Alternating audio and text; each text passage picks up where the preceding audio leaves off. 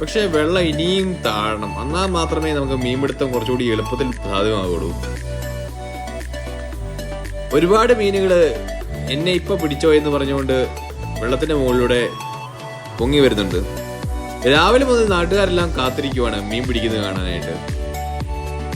രാവിലെ 9 മണി മുതൽ ആളുകളെല്ലാം കൂടി ഇരിക്കുകയാണ്. ഇപ്പോ മീൻ പിടിക്കും എന്ന് പറഞ്ഞുകൊണ്ട്. വെള്ളം കുറയാത്തതുകൊണ്ട് അവസാനം ക്ഷമ നശിച്ചിട്ട് ചേട്ടായി സ്ലിംഗ് ഷോട്ടുമായിട്ട് വന്നു.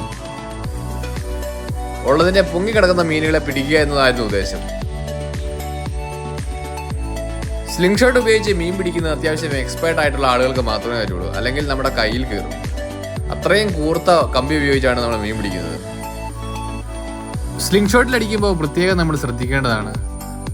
അത്യാവശ്യം നല്ല ഉന്നമുള്ളവർക്ക് ഈ സ്ലിംഗ് ഷോട്ട് ഉപയോഗിച്ച് നമുക്ക് മീനെ പിടിക്കാൻ പറ്റുള്ളൂ. ഇത് കാർപ്പിനങ്ങളിലുള്ള മത്സ്യമായതുകൊണ്ട് ഇതിന്റെ ചെതുമ്പലിന് നല്ല കട്ടിയുണ്ട്. അതുകൊണ്ട് തന്നെ പെട്ടെന്ന്